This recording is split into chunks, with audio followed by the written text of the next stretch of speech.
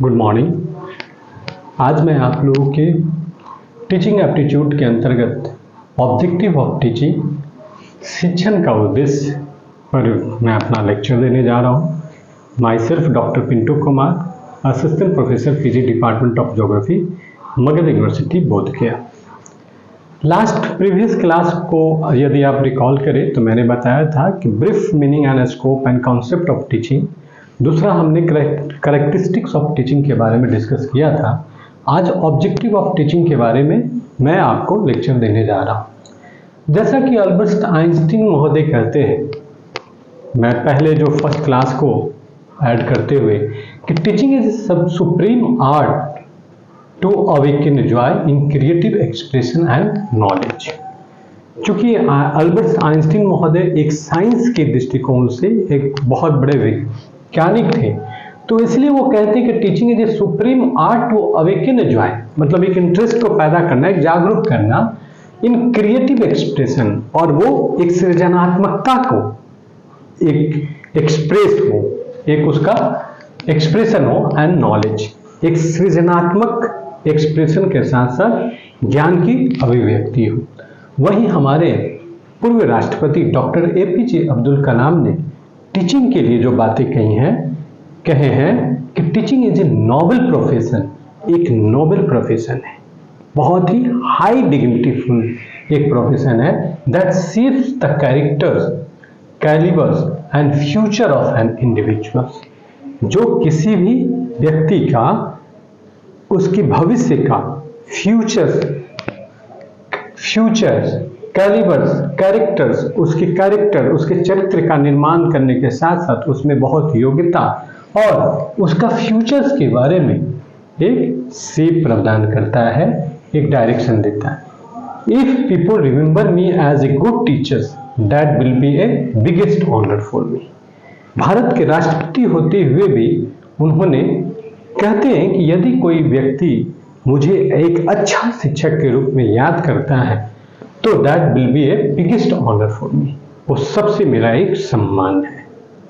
भारत के राष्ट्रपति doctor APJ Abdul Kalam जब 2006 में, मैं उस समय काशी हिंदू विश्वविद्यालय में था, तो उन्होंने टीचर्स को लेकर जो प्लेस दिए, जो स्टूडेंट्स को लेकर जो प्लेस दिए, really he this definition always match with his personality and ideas and thinking about the teachers teaching.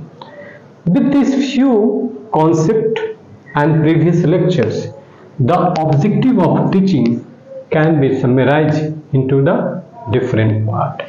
शिक्षण का उद्देश्य इस प्रकार से है, to bring desired changes in a student attitude.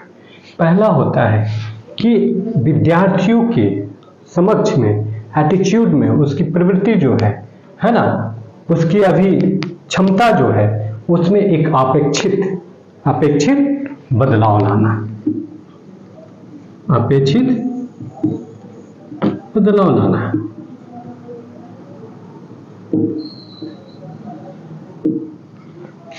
To shape behaviour and conduct of students, विद्यार्थियों के व्यवहार में परिवर्तन लाना, है ना। टू शेप, उनके व्यवहार में एक सकारात्मक परिवर्तन लाना, व्यवहार में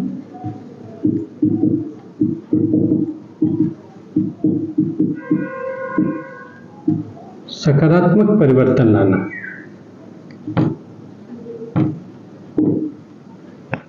to shape the children into social and interactive involvement, उसमें बच्चों के एक सामाजिक रूप से एक इंटरेक्टिव होना चाहिए, एक सामाजिक प्राणी के रूप में। वो ये ना समझे कि हमने पढ़ लिया तो समाज से कटना है, समाज की उन बहुत सी अच्छी चीजों के साथ में वो अपने ज्ञान का उपयोग करे, व्यवहारिक नॉलेज के आधार पर बहुत से ऐसी जो सामाजिक समस्याएं हैं, उन समस्याओं को निराकरण करने में वो अपना यथासंभव योगदान करे, और समाज के विभिन्न वर्गों के बीच में इंटरेक्शंस करने के बाद जो कमियां हैं, सामाजिक बुराइयां हैं, उसको वो दूर करने में भी अपना योगदान दे। इसलिए कहा जाए to shape children into social and interactive involvement. Fourth point है to develop conceptual, intellectual and subject specific skills. उसको एक पूरी तरीके से कॉन्सेप्ट बेस होना चाहिए। हर एक चीज की आधारभूत नॉलेज क्या होती है, संकल्पना क्या है, किसी चीज को समझने का उसकी बेसिक क्या है, उसके साथ साथ उसमें बुद्धिमानी होना चाहिए, इंटेलेक्चुअल होना चाहिए, और उस विषय के बारे में एक अच्छा स्किल्स होना चाहिए। ये point two develop conceptual, intellectual and subject specific skills.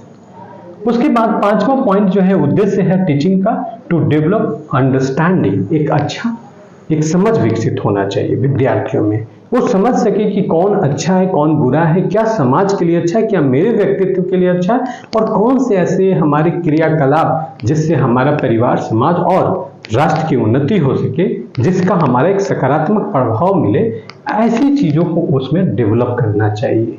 एक अच्छी व्यक्तित्व के साथ साथ उनकी कार्य प्रणाली इस तरीके से हो कि दूसरे लोग उससे प्रभावित हो, उसके व्यक्तित्व से।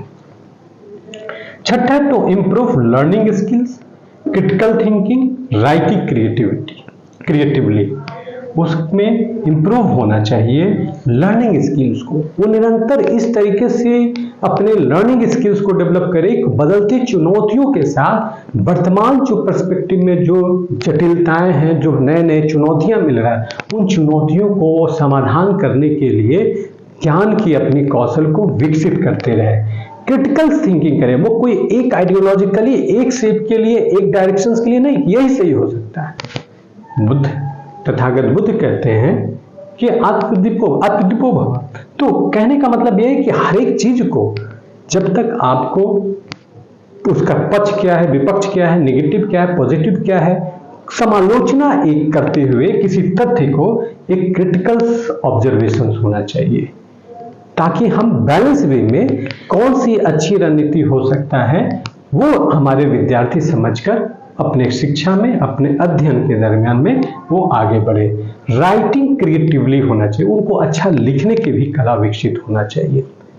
अच्छा लिखे, जितना हम पढ़ाएं वो समझने के साथ साथ उसकी अभिव्यक्ति जो है, राइटिंग स्किल्स भी हो, एक अच्छा राइटिंग के साथ साथ क्रिएटिव राइटिंग हो, तो उसकी राइटिंग, लिखनी एक पूरे समाज को प्रभावित करे, एक जनरेशन को प्रभावित करे, अपने जूनियर्स, अपने विद्यार्थियों के ग्रुप को प्रभावित करे। इस तरीके से जो डिफरेंट टाइप का ऐसे राइटिंग होता है, कंपटीशन होता है, उसके माध्यम से to improve learning skills, critical thinking and writing creatively, इस तरीके से मुख्य रूप से कुछ पॉइंट्स को जो है शिक्षण के उद्देश्य के माध्यम से आज बताने का प्रयास किया हूं। अगला क्लास में हम लोग कुछ और भी इस तरीके से पढ़ेंगे।